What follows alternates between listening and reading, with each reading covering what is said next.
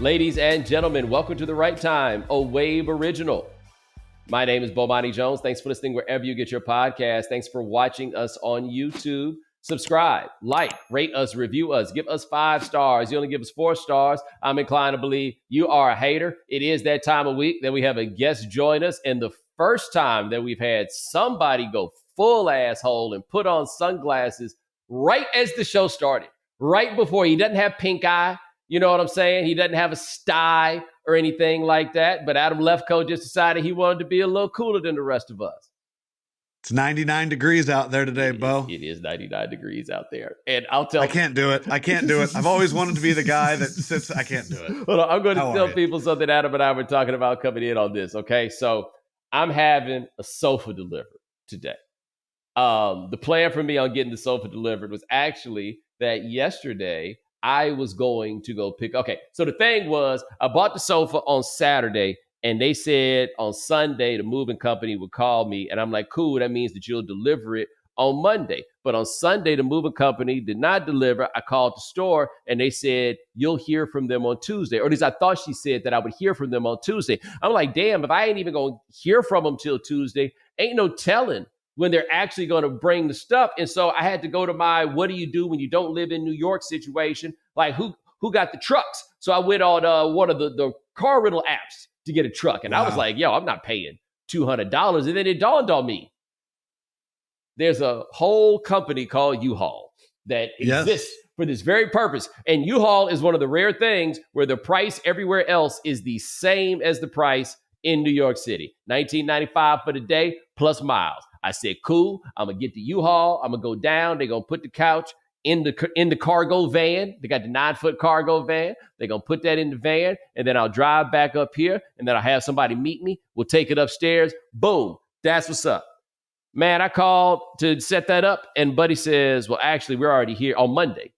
He says, well, we're actually already. Oh, he called me. That's right. He called me. And he's like, all right, but we've already got the couch. And I'm like, man, how do I get out of this? Because I'm going to save like a couple $100 by doing this myself. And then I looked at the weather and it was already 80-something degrees at 9 o'clock in the morning. I was like, nah, homie, you got it. No chance. A few things here. Number one, I can't imagine you doing well driving a U-Haul. It's a cargo like van.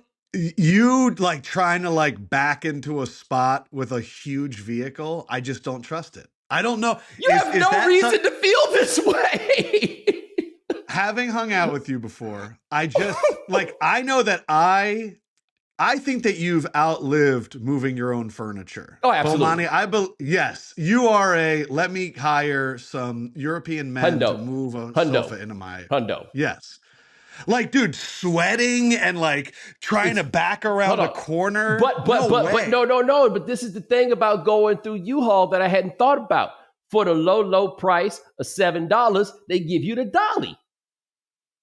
Get out of here, bro. You're not wheeling a dolly. I don't see you doing this. Me and my brother moved a chair on Saturday.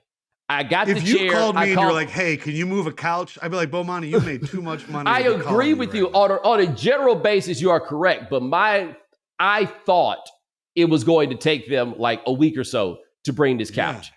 And I was like, okay. I mean, moving the chair wasn't that hard. We ain't have no dolly. But I called an Uber Double XL, which I did not know existed. Did it what? Yes, they have an Uber Double XL, and I learned it existed because the Uber XL was not up to the task. And so I was able to move these chaise in. That was no problem. You know what I'm saying? I think you got to misunderstand it, man. I'm still salt of the earth. Yeah, okay. You know what I'm saying? I think, but if you're really salt of the earth, you wait out the couch and you bring over a chair, and that's your couch for the 8 days that you don't have one. This is what I was going to say. We don't need to be entertaining people. We're just watching sports, eating food on our lap on a chair. That's salt of the earth. Well, this is all I'm saying. I had it in me to move a couch on a dolly. That I felt like I could Coming do. Up next, week on Wave. Bomani Couch Moving Olympics. That's right. What I feel like you out here doing is you out here projecting your bourgeoisie attitudes and putting them off on me, a real one, You know what I'm saying? I did. I spent weeks in Paris You for did. Roland Garros, and it You did. impacted me. One, I saw a move happen right outside my hotel where they set up a truck and a conveyor belt, and they moved this person's furniture into their third floor apartment in like 40 minutes. And I was like, why is that not a thing anywhere else? Why are we all using elevators and dollies and strapping things to our back? And the other thing that really resonated with me was we got to the airport. I was getting picked up by a car, and the guy looked at me and my wife and my baby and all of our bags and went, "Oh, no, no, no, no, no."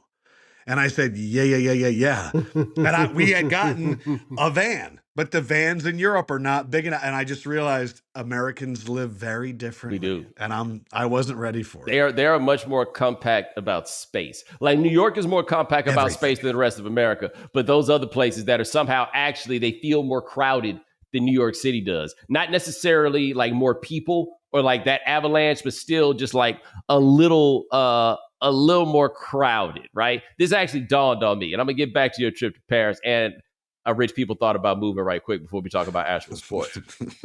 Do you ride the subway? Yes. Okay. Just making sure. Not all the time. I wouldn't do it today. I do most of the time / all of the time, but today is so on a 99-degree day. But no, today is a medical emergency. Like this is a little. I opted out of going to do yoga at a studio yesterday because I was just like, I'm not going back outside. I made this mistake once. Yeah, if it's hot, I'm not using the subway at all. Yeah. No, Bro, I'm not trying to sweat and get stared at and like bump into people, and then someone's trying to sell me a candy bar, and then there's a drum solo. Like sometimes, bro, like you talk about the Uber.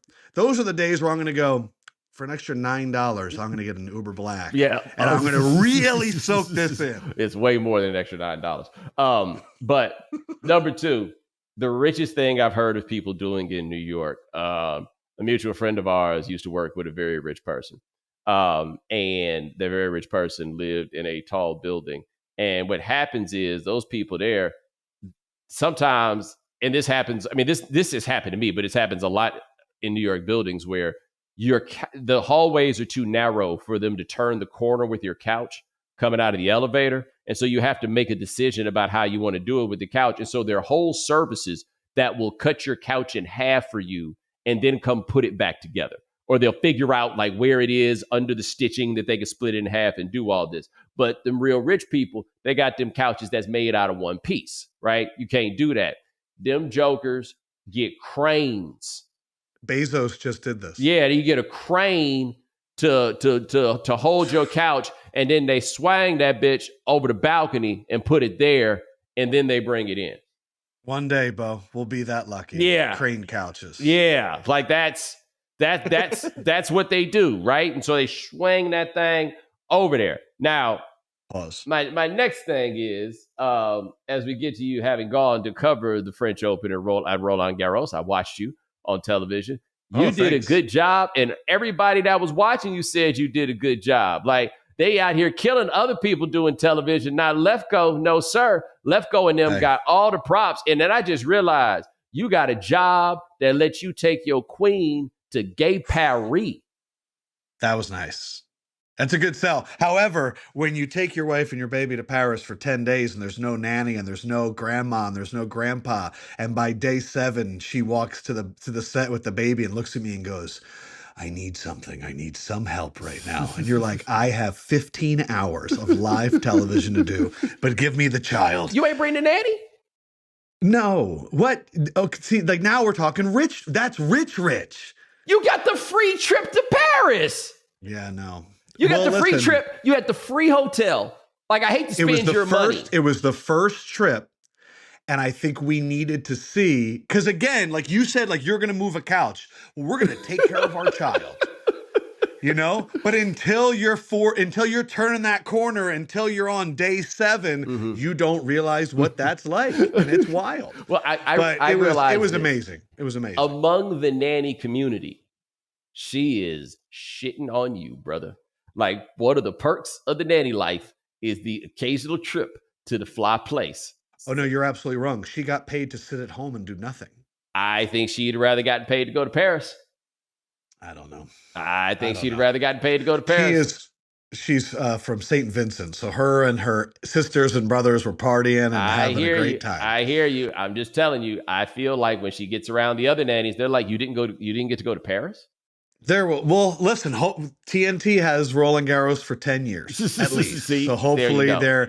listen, like that's the cool part of the job is, man, am I going to be doing this every year for like my child's childhood? Like, is he going to get like yearly trips to Paris?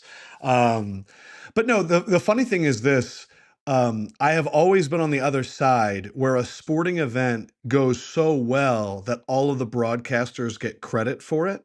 And I'm not saying I didn't do a good job, but what I'm saying is it was really cool to be on the side where Alcaraz and Sinner like fought for 5.5 hours in a top 5 match all time. And people afterwards were like, TNT did a great job. And I'm like, we never give the athletes credit for making broadcasters see, like, we're always like, wow, what a call. And it's like, all right, well, that was the catch, like, or that was, the miracle at the Meadowlands. So I want to say thank you to Sinner and Alcaraz and Coco Gauff for giving us some awesome stuff. I'm trying to remember what else was going on the day of that Sinner Alcaraz match, but I saw people tweeting about it, but I never got around to You didn't watch a single second? No, I didn't. I found out it was. They played for 5.5 hours, and you weren't like. No, but that's what I think happened. I think I found out about it. Something else was going on, and this was in the course of me moving and all of this stuff, right? So cut me some slack, but. It was one of those where it was like, oh, it's been going on so long. I mean, damn, I already missed it. And then it went on for like another hour and a half type situation.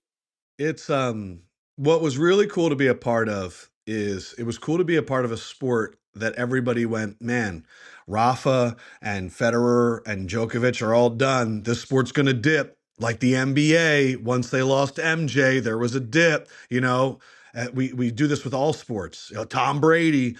And then for these two dudes to come along and go, oh, they're going to carry it for the next 2 decades. And this is the first time they've ever faced off in a final. That's cool. It felt like a seminal moment for the sport itself. I think that a sport like tennis is always going to be okay in that regard because nobody really there are those great players who stuck around forever, but not redefining players. Like no game is really quite as static. There aren't as many, they many rule changes that you can make to change. Yeah. The equipment changes over the years, of course, with the big one, but we're so far beyond the shift from wood and rackets to the graphite for that, to really even count or to be the thing. It is the game that it basically always is. And then there's just somebody that's way better than everybody else. And when two people are really good at tennis and they play against each other in tennis, it's really, really interesting to watch, right? And the French Open makes it better because once you have the advances in the technology, the long rallies, the French Open still gives you the long rallies. It gives you those. And so again, learning a new sport is crazy because when you've been in sports for 20 years, you kind of think you know a lot. And then you start watching the Tennis Channel every day and you're watching clay court season. And I'm learning, all these Sabalenkas and Swiatek's, these names and where they're from and all that. But then they just started playing on grass. They're getting ready for Wimbledon. And I put on a match and I went, oh, this is a different sport. Completely. It's a completely different sport. All the players that were really good at clay are not great on grass. And so I feel it's cool to be learning something for the first time. I always watched tennis, but you don't really study it. And I think I had been in NBA and NFL world for so long, it felt nice to actually learn again. It's good for the brain. I feel that. Now, let me ask you, speaking of NBA, you are our resident Philadelphian, which I only have a problem with if it's baseball season. God, I hate the Phillies. Who's your team? Braves? I grew up with the Braves. Yeah. Man, what a shitty year for you right now, huh? I have a relationship with the Braves now where if it's going well, I'm here. If not. Bryce Harper, the original Caitlin Clark of baseball. Anyway, what were you saying? No. I actually find the Bryce Harper story to be so interesting because we were all so sure that he was going to be a jerk, and it really turned out to be the opposite case. And he's great. We were, there's no way any of us thought that after the Sports Illustrated cover when he was in high school and all of that stuff, there's no way possible that anybody could have thought that he would turn out to be the personality archetype that he actually is. Like a player perfectly made for Philadelphia. None of us would have had that. It's not to transition for you, but there are things that young people do that we unfairly criticize them for a while, and Ace Bailey's doing that right now. Yo, that is so. I think all of us thought going into this draft, whoever gets the number 3 pick, they're going to take Ace Bailey, right? Take him. But one thing that happened that is amazing, they told us he was 6'10" and he's 6'7.5". Brother, they were telling us he was 6'11". Yo, first of all, I covered early on Alabama Rutgers. It was like game 2 or 3. I was in studio, and I watched Dylan Harper, and I went, "This is Cade Cunningham 2.0. Like, this guy's incredible." Yeah. But then every time Ace Bailey took a shot, I went, "And he's 6'11", and he's 6'7.5". Right? Like, how did nobody call bullshit on this? Like, the difference between 6'7.5" and 6'10", 6'11" is nuts. But that's what they told us. And I will say this, though. He sure felt like he was 6'10" those few times I watched him really play. Long. Yeah. So there are people who believe that he is intentionally tanking his draft stock to get to whichever team that he wants to get to. And I've heard a couple teams I don't think is responsible for New Orleans and Washington. Yeah, okay, so yeah, New Orleans was the one that I had heard. Crazy, right? If your plan is to get to New Orleans, I can kind of see it. If your plan is to get to the Wizards, I can only assume that you guys are losers. Like, why would you want? I'm 44 years old, and the Wizards haven't won 50 games in my life. I've been doing that bit right there for 15 years. For 18 years. And I've never had to stop. I think they got to 49 one time. But I admit this also.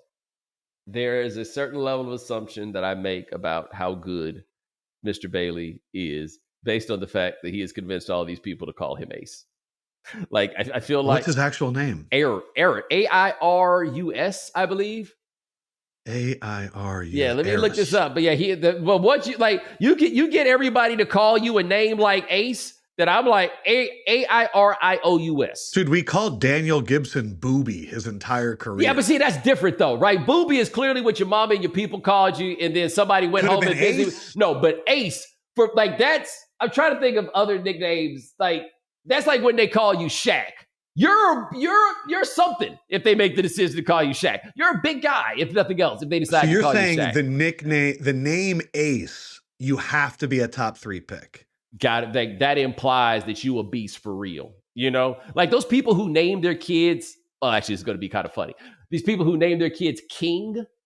You're an asshole. No, I didn't do it on purpose. It dawned on me as I started. I didn't do it on purpose. No, but King and Prince are different spaces, right? My son's name is Prince. Yeah, Prince is a different space. But when you go all the way to King, right? Because look, when you name him Prince, he's still a prince, right? Like, he's still in this space. When you go all the way to King, that motherfucker better be a beast. Well, you know, our second child, which we haven't created yet, but we might go Lord Lefkoe.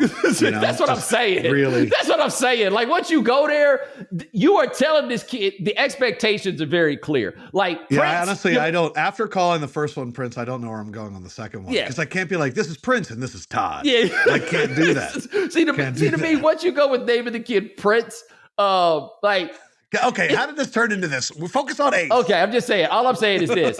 Prince sounds like you may never have to get a job, right? King sounds like you're the ruler of the world. There's space between those two things, right? Naming him Prince actually makes you king, right? We're going to start calling quick aside. Quick aside. Have you heard of the Mariners catcher Cal Raleig's nickname? The Big Dumper. Oh, I did. Nah, can't. Incredible. Yes, I knew you didn't know. For those that don't watch baseball, I'm watching a lot of baseball right now. Cal Raleigh leads major leagues with 32 home runs. He's on pace for 67. He's a freaking catcher. And his very popular nickname is the Big Dumper, which a teammate gave to him because you know why. Nah, buddy. We're not taking that out of the locker room. Or excuse me, the clubhouse. Sorry. I was going to say, but now the nickname has taken on a life of its own. Even his mom said, hey, I'm not really a fan of it, but it's so popular. Yeah. Now you're getting known for your butt. You're the Big Dumper. You got to come up with another one. Because your partners ain't even supposed to know that. You know, like that. Baseball dudes are kind of weird. Baseball is that is. Yeah, Made baseball. me think of this. Do we look back at some of these nicknames with a little bit difference now? The big unit, Randy Yeah, I Johnson, admit that even then I was kind of like, what are we going for here? Oscar Robertson, the big O. I see the vision. And then I still think the name that has cracked me out my entire life is Magic Johnson, but that's just me. Look, see, okay, this is another great point in line with what I was saying about Ace. Now, granted, they didn't start calling Magic Johnson Magic until college, but the point of how cold Magic Johnson is we just call him that. We don't even Yes. act like it's weird. We just call him that. Who's that? Magic. You know how good you have to be for us to be like, yeah, you're Magic. We ain't walk around calling Jordan Air. He had a few good nicknames. The Black Cat. Black Cat is the Black Cat is. But yeah, okay. So my thing with Ace, and I thought as a Philadelphia fan, I was very offended when he turned down the workout and the interview when apparently they had reservations. So, man, tough get at the Continental in Philly or the Four Seasons. But then also threw out the first pitch for the Mets the same weekend. That to me was diabolical. Was for him to be like, Daryl Morey, I'm not meeting with you, and now I'm wearing the blue hat of the New York Mets was crazy. I just feel like he doesn't fit. Like once it came out that he wasn't 6'11", then you start looking at the advanced analytics, and the advanced analytics community doesn't like him at all in terms of like assists and athleticism and all this stuff. Then I just started going, these are the actions of someone who knows the Sixers are likely not going to take him and are trying to say, you know what? I don't even want to go there. So for me, it seems more defensive than aggressive. I don't know. I mean, the Sixers, how can you trust anything they do? But at the same time, you talk about him wanting to go to Washington. The Pacers aren't going to have Halliburton next season. The Celtics aren't going to have Tatum next season. The Knicks don't have a coach right now. No one trusts the Cleveland Cavaliers for anything. Orlando is now a top 3 team in the East, according to Vegas. And I'm sitting there going, the Pistons are 19-1 to win the East. That might not be crazy. And then meanwhile, you got a maybe healthy Embiid who won the MVP. If Paul George comes back to life in year 2, you got Halliburton, you got McCain, you got all these guys, and you add Ace Bailey. Ace Bailey can learn from Paul George. Like, it's a really good situation if you're Ace Bailey. You got a coach that won a championship. It's just people go, well, Philly's going to Philly. Like, it's a really good spot for Ace, but I just don't want the guy that's shorter than we thought he was, slower than he thought he was, and doesn't show up to workouts. That guy doesn't have a good track record in my mind, because Anthony Edwards didn't go work out for teams. But then I put on Anthony Edwards at Georgia highlights last night, and I went, oh, no, he didn't have to go to workouts. No, this is a different guy. Yeah, he's in the Deion Sanders. Where are y'all picking? 18? I ain't going to be there at 18. I'm not going to be there. There's a difference. Ace is not that.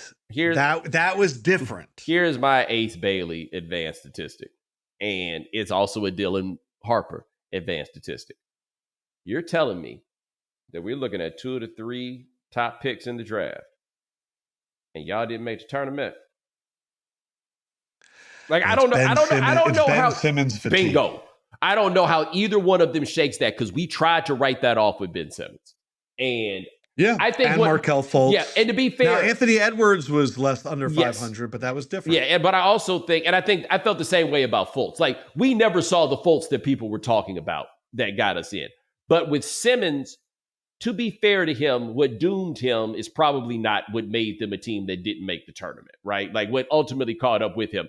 But these two guys, it's 2 of you. How in the world 2 of you get to play at the same time and y'all didn't make the tournament? I don't care if you're Rutgers or not. Why the hell did y'all go there anyway? I know, but same reason AJ DeBanso went to BYU. No, that's still that is the low. Their key. Games will be on TNT this fall. That is the low key amazing story of the year that's coming up. Is how do you say his last name again?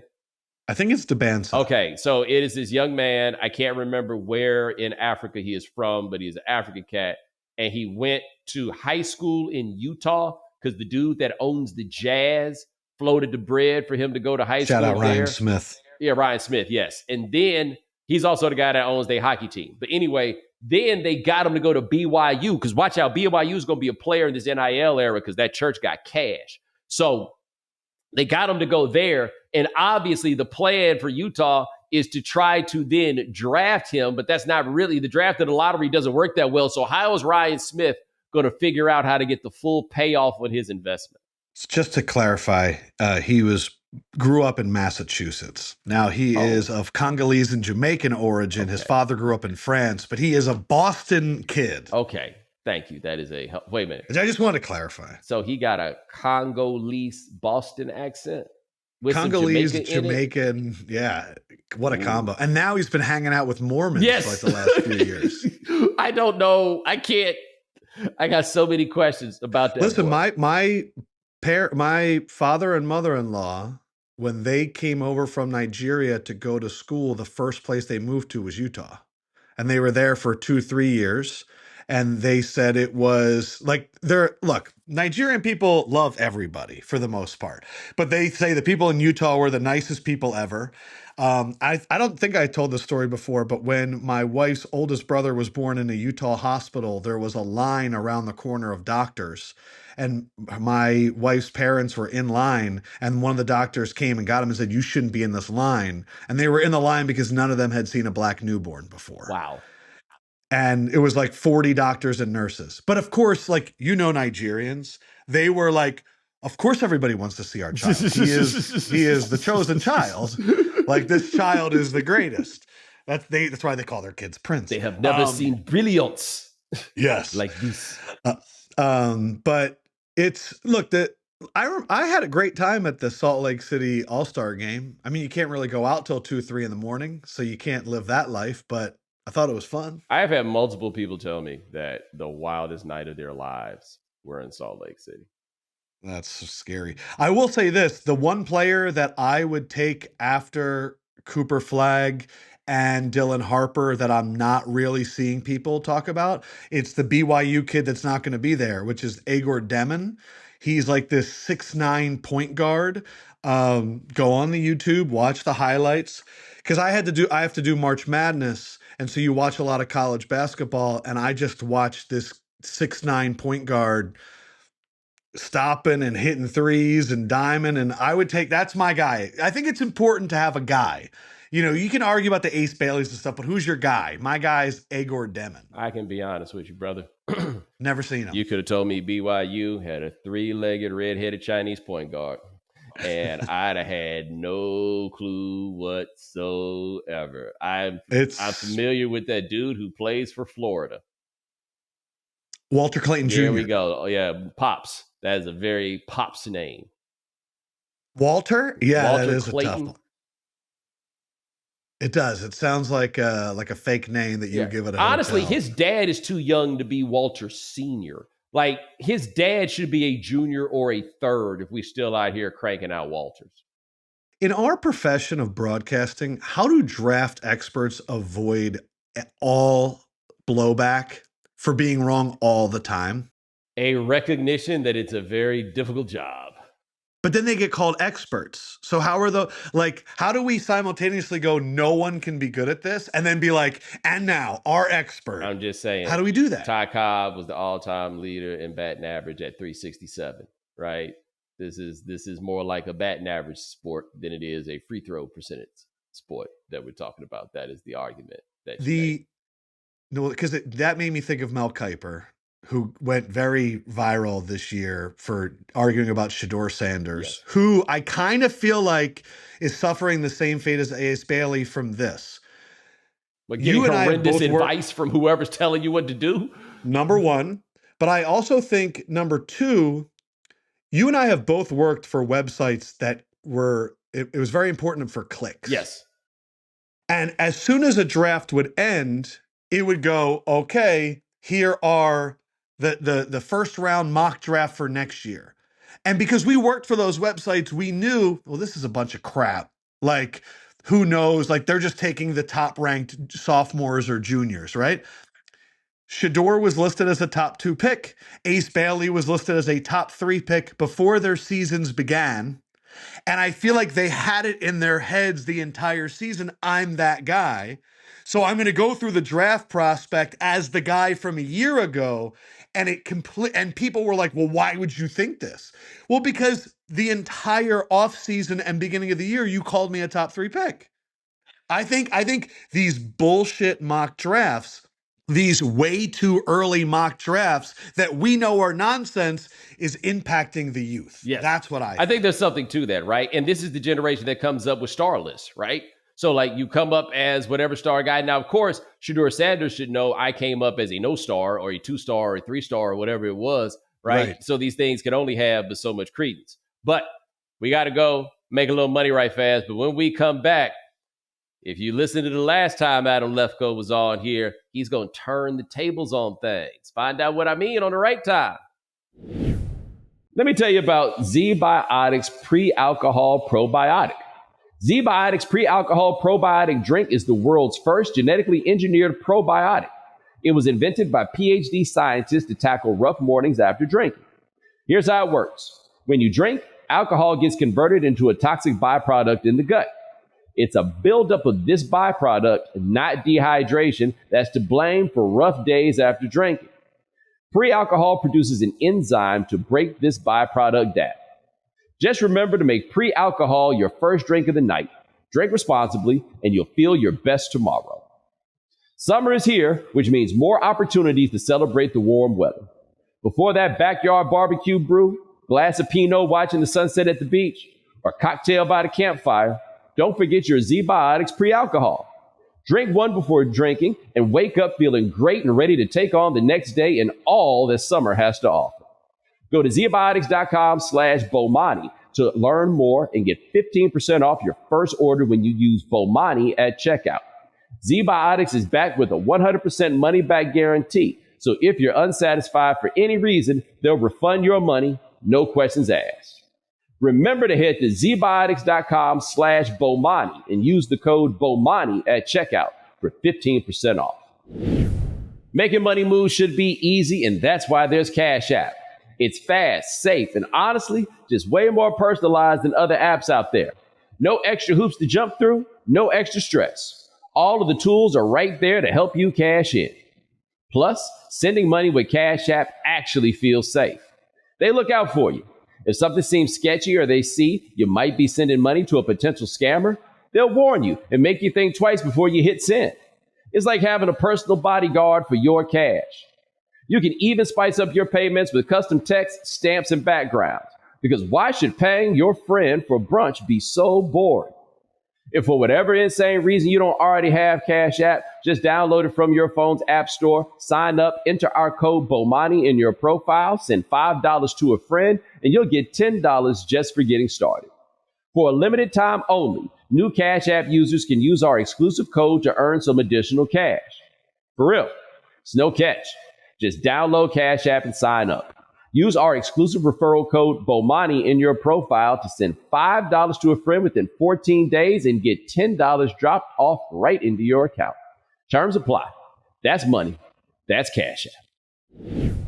We are back with, I always say Adam Lefkoe, but I forget he a one-name star over there at Turner. When I went and I'm back. You could do Adam. Okay. You could do Adam. Oh, thank you for permission, sir.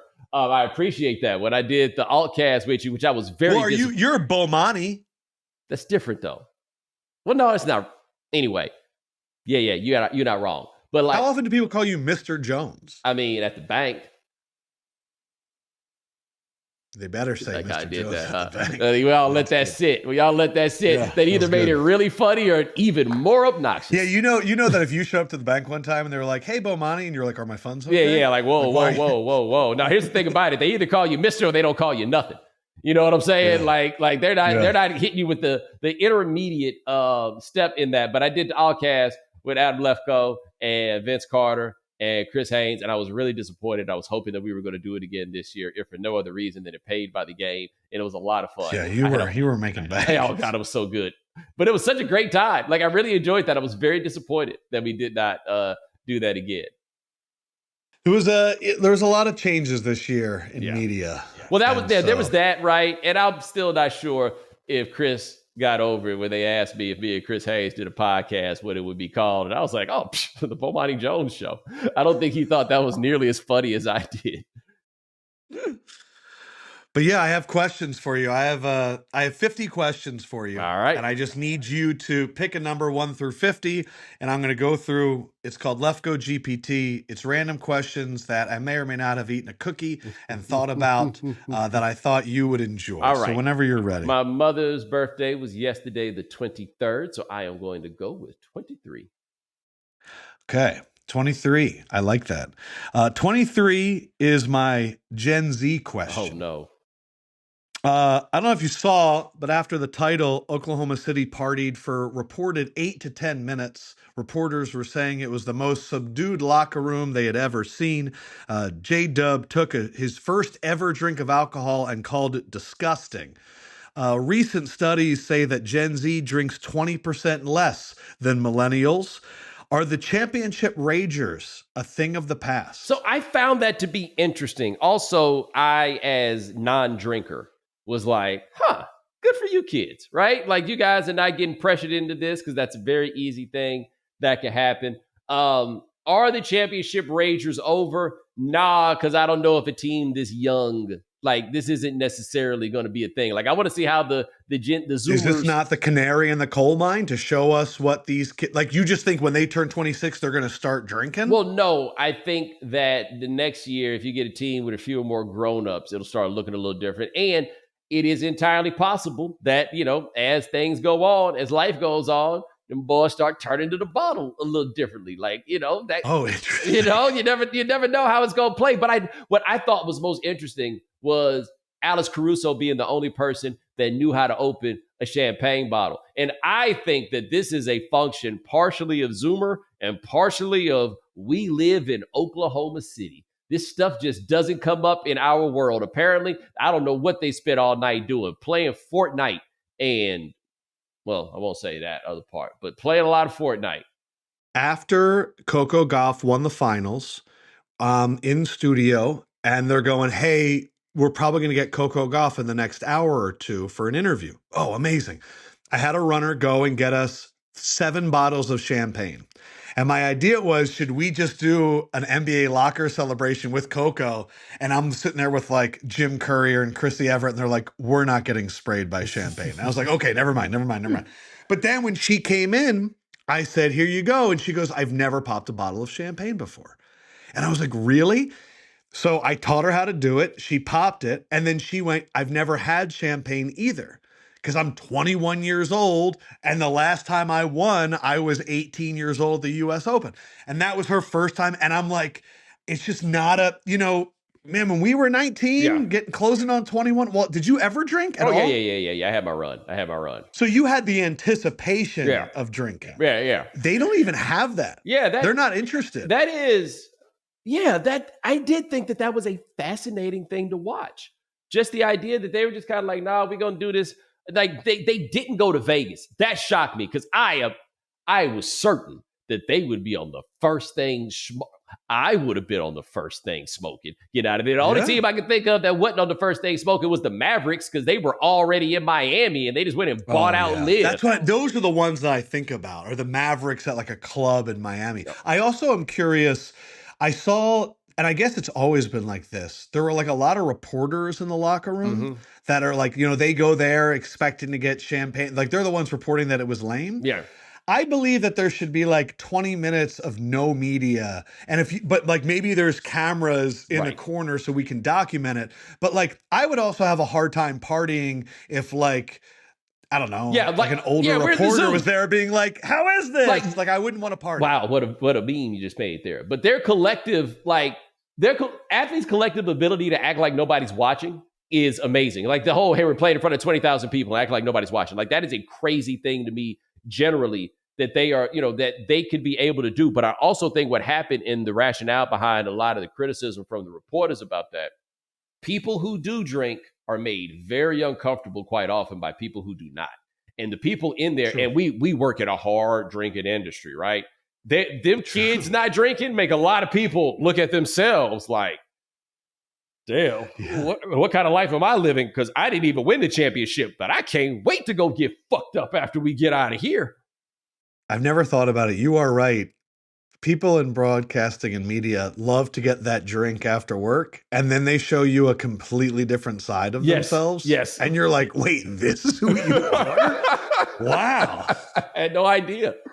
Yeah. And in fact, I kind of like the other version. I do have a follow-up for your question number 23, because I think it gets to a bigger point. We had people criticizing Tatum last year for not being original with Kobe. Halliburton was getting some hate, I guess, about like the D Wade stuff. This goes back to this Gen Z. I'm watching graduations where people are putting the Chat GPT logo on their cap, just like admitting that they use it. Are we also experiencing the death of originality in Yes. sports? It's not. And is it their fault, or is it just like a copy and paste situation? Like, will we ever get it back? No, I don't think we'll get it back. And it's not just sports. I just saw a trailer on TV the other day. They're remaking I Know What You Did Last Summer. Wow. Right. It's not like we're just like knocking off the dust off classics and like giving a new spin on something, right? Like you can always break out Othello, for example, right? Like Yeah, you know, true. like you've always got that.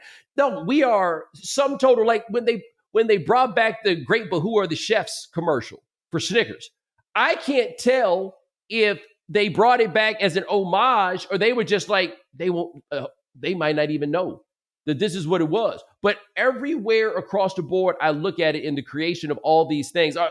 Have you watched The Studio, the Seth Rogen joint on Apple TV? Okay. I haven't, so I can't add. All right, so there's a running theme, and I'm not ruining anything by saying this, but a running thing about it is that studio owns the intellectual property for the Kool-Aid Man.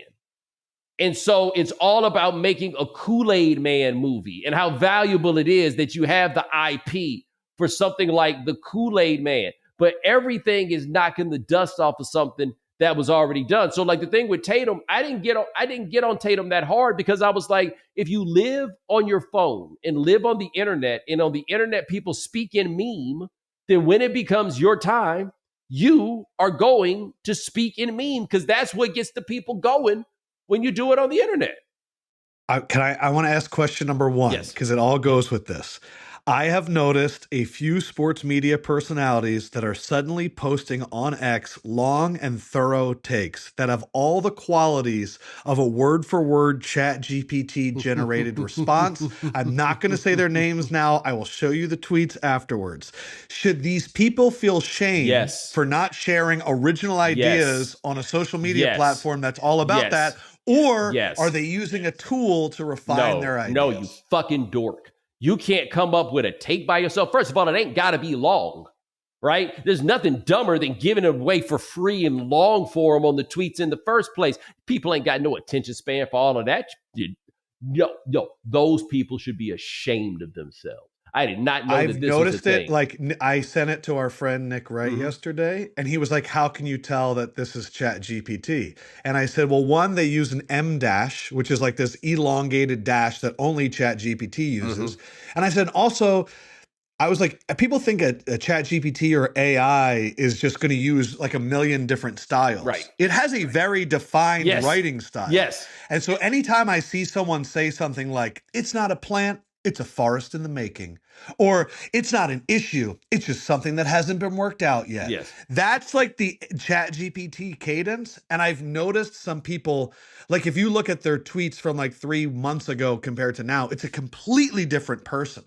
But I don't see anybody calling them out, and I don't want to be the one to do it. But I definitely think it's how do you use something that is all about, let me put my opinions out there, but you need to have a computer generate what you think. What low self-confidence, right? I think it is that. Because that's the point for me too. I mean, and you know, I can neither relate nor empathize with low self-confidence. I just don't. Somebody else got to help make you feel better about that. I once tried to talk to somebody once about having more self-confidence about themselves, and then in the end, I was like, "Damn, no, you was right. You were actually the one who was correct. I am over here giving you too much credit, right? Like this was really your fault. But no, we should wow, I just had no idea anybody would engage in such dorked I'll out send you behavior. some and you can stay on the lookout. And if you want to bring back your old account where you just like crap on I people, just might. uh, I don't yeah. work at ESPN anymore. I could probably do this. And I want to throw this out there also about like the AI generated scripts. You know, I watch a lot of travel videos. I watch Yes. them for travel, and I watch them when, you know what I'm saying? So that is great. They're beautiful and visual. You know what I'm saying? Like, you Yeah. know, it does Yeah. the thing. So anyway, there's a lot of AI generated scripts with the AI generated voice, and I noticed it because I was watching the video. I forgot about what the place was, and the quote unquote woman was talking about being the protagonist in your own vacation. And there's no way anybody who actually talks is referring to somebody as being a protagonist in their vacation. And that's I just think it's important because, like, okay, since my son is 1, I talk to my wife about this all the time, that like he is going to enter a world where people don't have original thought, and it's so easy to create, but everyone's going to be creating the same thing, that like we have to treat it like our son has an opportunity to differentiate himself by being very original. Right. Like I think being super authentic and original is going to be a huge advantage. But it's going to be hard because it's at one click, you can get a 5-page paper written. That was never a thing. Dude, we were using the Dewey Decimal System. Right. Like we were putting together bibliographies. Like you had to really write. One last on this, it is question number 39.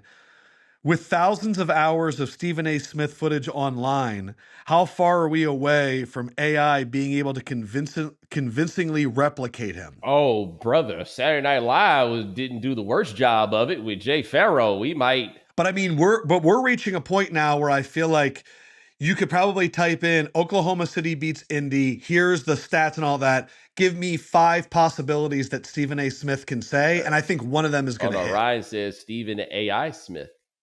Somebody's Beautiful. going to do this, and they're not going to pay us. They're not going to Because, pay dude, Ryan. there's so much footage of him that all of his mannerisms, his face, his sounds, Yeah. his intonation, like I think the people that are on camera the most are at the biggest possibility of being Right. Well, I replicated. will tell you this.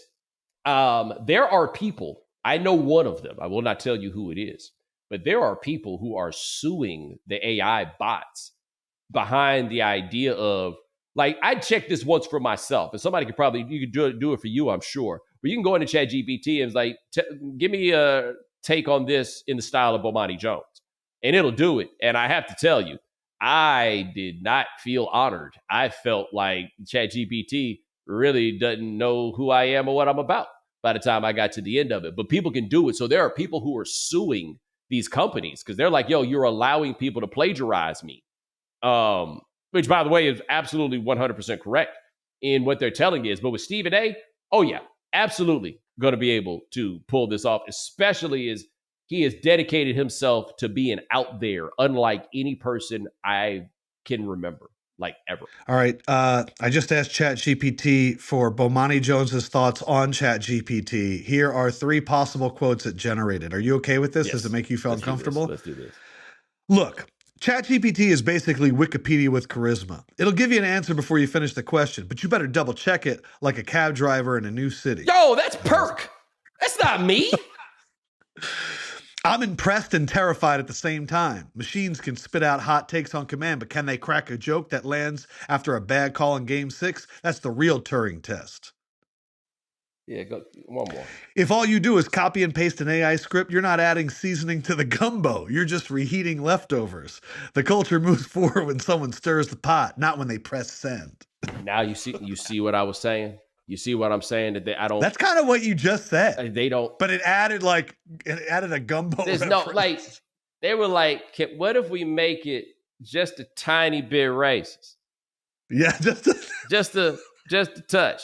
In fact, I'm now curious how many other black people's names that you could put in there and they would spit it right back out and say the same thing. You know, like, wow. Wow. Hold on. I'm gonna get something really quick, including race. including race and culture. I wanted to ask it, what percentages did you do for the style? Like when you generated that? Yes. So a rough percentage breakdown for Bomani Jones input sources. It's saying that communication and style took 40%, saying you're conversational but sharp, wry humor, layered structure. You prefer analogies and extended metaphors. 25%, it took a cultural context. Phrases like, quote, seasoning the gumbo reflects cultural references rooted in Black Southern vernacular and tradition. Man, this is insane. Number one was correct. Number two is where they started going a little wonky. Yeah, they were like, we looked at where he was from and we gave those things. Yes. Oh, man. All right. Ask a number. Okay. Shout out to Shedeur Alexander. He wear number 2, right? Let's go with number 2. Number 2. We just had a team built through the draft by an OCD but incredibly effective GM, led by a 26-year-old that takes a lot of grief about their style of play, surrounded by supreme depth and poised to compete for championships for years to come. I'm not talking about the Oklahoma City Thunder. I'm talking about the Philadelphia Eagles. Sam Presti and Howie Roseman. Are we in the golden era of the nerd GM? So what I find interesting about the comparison between the two of them is I think that Presti is a pretty good, like, get in the weeds and get them, right? So it did not take anything to take Kevin Durant at number 2 in that draft. Right. It took something to decide to take Harden at 3. It took something to take Westbrook. I think it was at 4 or 5 or whatever it was. Right. We don't congratulate him for taking Chet at 2, Correct. but in the same draft, He took J-Dub at 13. Correct. Right. Like he gets that. Howie Roseman is like, wow, you're so big and fast. Why don't you come play for us, you big fast person? Physical outliers. And then add Jalen Hurts.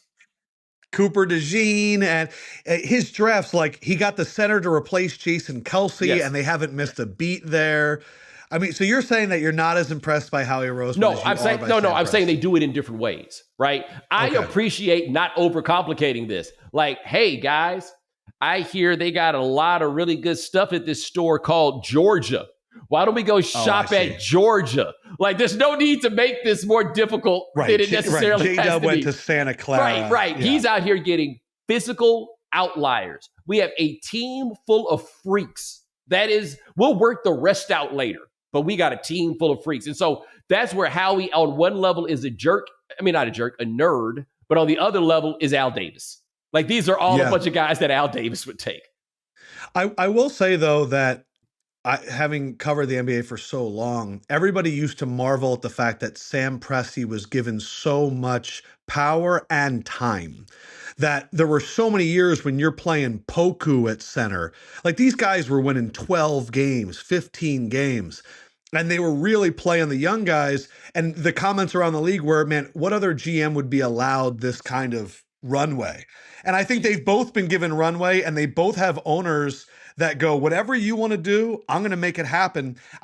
Look, we live in New York. I'm watching what happens with the Knicks, and it's one of these is not working, a meddling owner that doesn't want to deal with it, and the other one giving your really smart GM ground to work with does. I think the owner in Oklahoma City has a self-awareness about who and what they are and what they have to be to win, right? I also think what seems very clear is that Sam Presti can articulate the plan. And if you can articulate the plan, you'll go from there. But it's like, look, we're not going to be able to get free agents, right? This isn't going to be that kind of place. What we're going to have to do is we're going to have to get young guys who like to be around each other. And then when it's time to get a veteran, I need to have an operation so competent that when those guys get here, they're like, no, I only got to be here for 6 months out the year anyway. Okay, that's fine. I can do that. And so he was the wunderkind when he got the job. I want to say he was in his 20s when he got it. He nailed Durant, Jeff Green, Russell Westbrook, James Harden, Serge Ibaka in successive first-round picks. But even the idea that he got so much time, I don't think that really holds. So 2020, after they traded Chris Paul and they got the picks and stuff that they got from him, they were really only down for 2 years. Then after that, they went 40-42, and then it's been these last 2 years. Dude, the Eagles fired Doug Peterson 2 years after winning the Super Bowl. Fair. Like in sports, like I vividly remember Stephen A. Smith going on TV and being like, when are we going to start questioning Sam Preston? I remember him saying that, and I was like, stop it. Well, when's he going to get a championship? Stop it. Yeah, and it's like he has any pull. But there a lot of teams and a lot of fan bases don't even allow one down year or 2 down years. Well, if the Chiefs had a down year this year, they're going to start asking, do they need, is Andy Reid, moving on and blah, blah, blah. Like we just don't have patience. So I thought the patience that they showed, and then you get to go to your owner and go, I know I need to pay $85 million for Isaiah Hartenstein. Yeah. And they're like, really? And they're like, you need to trust me, man. Well, I think there's one other thing.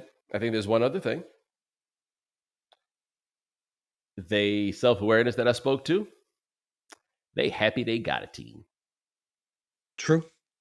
Like I don't think they get enough credit for the game they ran to get that team, by the way. I know the people in Seattle don't like it, but the idea that they got a taste of that team for those 2 years and we're like, all right, cool. So David Stern says he want to show them who's boss, and we going to get a team. And they pulled it off, and it made the team good. They were a television draw for much of a decade-long period.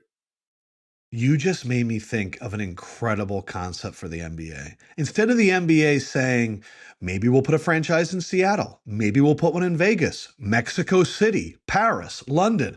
What if it's a competition where it's like, let's see how good of a fan base you would be. Like where New Orleans, like Oklahoma City got that tryout, and they're like, man, the crowd's packed every game, and it's like a college atmosphere. Yes. Let's see what you got. I would love that. Let me tell you, my mom's from Oklahoma City. I cannot begin to tell you how happy she is about that championship. Well, that's she ain't lived in Oklahoma. She has not lived in Oklahoma City since the year of our Lord, 1960. Really? Yeah, it's like it just happened. Wow, that's amazing. Yes. All right. Let's hear another number. We got one more. We up there. We pushing the time. What you got? One more. I'm gonna say, as I said, I'm 44 years old. Let's go with the 4-4. Okay. If we were to do an NBA, WNBA, NBA Jam combo, you would have teams like Anthony Edwards and Nafisa Collier. You'd have teams like Jalen Brunson and Breanna Stewart. But how many jerseys would the White Lightning combination of Caitlin Clark and TJ McConnell sell? Woo! And that team name would be the Midwest Fundamentals. TJ McConnell, he was this close to that jersey retirement. Your guy, TJ McConnell, the only true process survivor, the only guy that had no business in the NBA and then figured out a way to make it happen. He turned the ball over 7 times in Game 7, by the way. Just want to throw that out there for people who weren't aware. Wow, they're going to sell a lot of jerseys that are going to fit you the exact right size. Great. It's going to tuck them in. Yes, it's going to be those. Everybody in the state of Indiana will have one. Everybody. Follow-up questions. I've thought about places I'd love to see Caitlin Clark play basketball. Number 1, I think, is Rucker. I always go back to the Kevin Durant clip where he's hitting all the threes. I just think there's something beautiful about Caitlin Clark walking into the Rucker and then like turning everyone into a fan by the end of it. Well, you're not saying it, what I'm about to say. Yeah, you're saying I'm going to say it. I just want to be very clear. It's me, not you. They just looking for a reason to fall in love with a white girl on a regular basis, let alone one that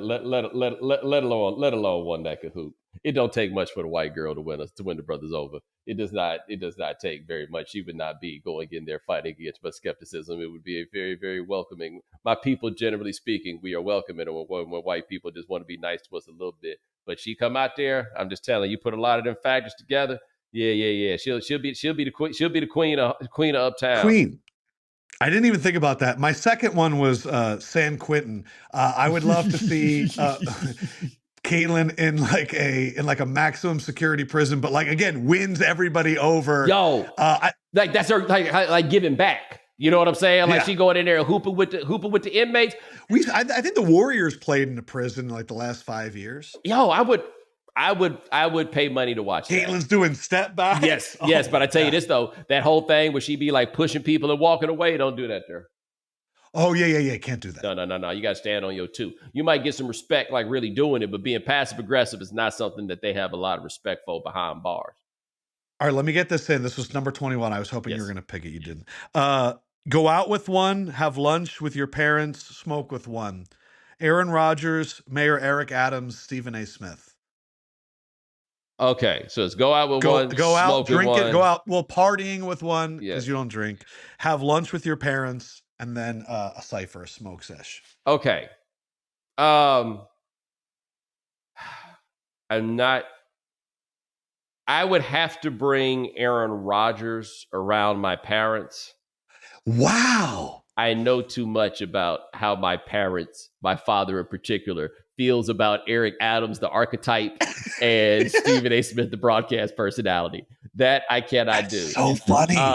And so then we got knocked out. So you're gonna be sitting there, and he's gonna be like, "So then when I did ayahuasca, yeah. I think they can make that work. I brought weird white boys over to the house before. I ain't brought no whole lot of brothers over like Stephen A. Smith or Eric Adams. So the next two. So you're smoking with one and you're going out with one, Eric Adams and Stephen A. Okay, I'm definitely going out with Eric Adams. Yeah. I bet that's fun. Like for all my criticisms of Eric Adams, he know the spots and the spots know. This man just said the other day, because as we're recording this on Tuesday, so it's election day for the primary in New York City. Eric Adams did something where he said how he was the first mayor to party off Dykeman. Who says that?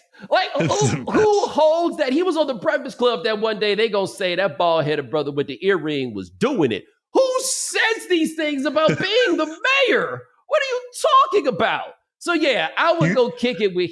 Did I just? Oh no. So you're smoking with Stephen A? No. I'm going out with Stephen A. I'm smoking with Eric Adams. Why don't you want to smoke with Stephen A? Because I don't think Stephen A. wants to smoke with us. Well, he has to. It's part of the rules. Okay, so that would mean it is. Yeah, how would that session It's go? absolutely on the board that it would be Stephen A.'s first time getting high, or at the very least, getting high as he would kicking it with me. And I don't want to be, I don't need to be a pioneer in that regard. I'll go out with Stephen A. Smith. Yes, that would be. Could you imagine, like, it is his first time, and then someone's like, let me fire up a DoorDash order.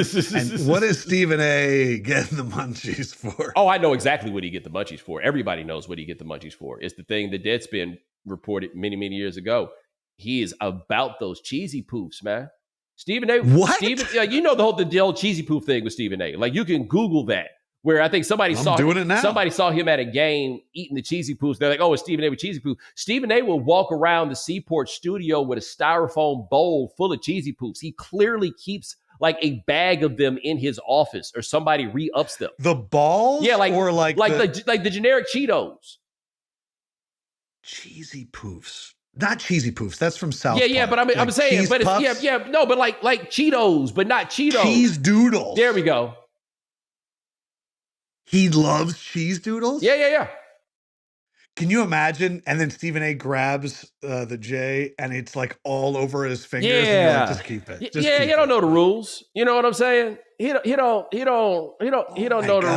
rules. I had a just smoked Stephen A. crushing a tub of cheese doodles is like the funniest thing. This actually reminds me, by the way, I had a Hall of Fame session at the Super Bowl one year that I may have told you about. But either way, somebody with way more money than I made the declaration, like, hey, everybody got their own, right?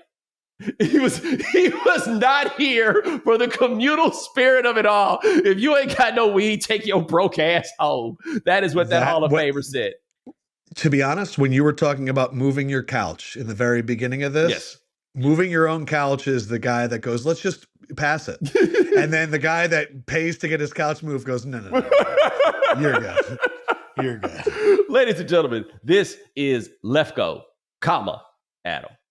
That's the middle ground. Lefkoe, Adam. What are you doing this summer? Because basketball's over, tennis is over, or the French Open is over. Yep. I'm definitely going to go to the U.S. Open now that I'm a tennis guy. We gotta go. I guess I gotta find somebody to roll with me. But we gotta talk. I'll be there. We gotta get all. Sure. Oh yeah, we gotta get all our agencies and the likes in line so we can go hang out. And then I'm getting ready for baseball. I'm going to be doing baseball with TNT, which I'm excited about. And a very corny kind of answer. I'm just being a dad. Dude, when you travel a lot, like you have like these incredible thoughts. You're like, man, I just want to take him to gym class, And then after an hour, you're like, this is the hardest thing I've ever done in my entire life. But just hanging out with Big P, pushing P. Yeah, I gotta go. Now that he's mobile and he's talking. That's what I'm saying. I gotta come hang out with the little homie. I only got to kick it with him. Bomani, the one thing that I think you would love about having a kid, because I think you'll have a smart kid, is stunting on other parents with your kid's intelligence. And so Prince, my wife, since the age of 3, has been reading like neurology books and stuff. So he can tell you the heart has 4 chambers. The strongest is the left ventricle. The biggest part of the brain is the cerebrum. And he can spell his name and all this stuff. And he's like 1. And so we'll be at the playground and there'll be times where I'll feel like someone's being rude. Like they're not sharing the swing or they're not controlling their kid. And I go, Prince, what creates protein in the cell? And he's like, ribosomes. And they're like, what the fuck? And I'm like, eat it, Mom, eat it. This is pretty amazing, though, I have to say. Oh, well, it's all credit to my wife, because what I've taught him is that when he dunks the ball, he says, boom, shakalaka. And that after you spell Eagles, you say go Birds. Okay. So we've taught them very different things. Okay, I need to ask Nick what exactly he taught Deanna, because my favorite thing with Nick and Deanna is Deanna walking in the room, although Deanna is certainly not a child anymore, but walking in and saying, Daddy, who do we want to win today? Which I looked at him and said, yo, you got to tighten this up, man. You can't. It can't be this, homie. That is a sign right there. It can't be this. Right. But check Adam out. Turner Sports, covering baseball and the likes. My brother, I appreciate you. I will talk to you soon. Always a pleasure, man. Thank you. All right, man. And ladies and gentlemen, thanks so much for joining us here on The Right Time. We do this 3 times a week. Ryan Brumley handling everything behind the scenes. Thank you, sir. Remember, follow The Right Time. Subscribe, like, rate us, review us, give us 5 stars. You only give us 4 stars. I'm inclined to believe you are a hater. And we'll talk to you guys in a couple of days. Take it easy.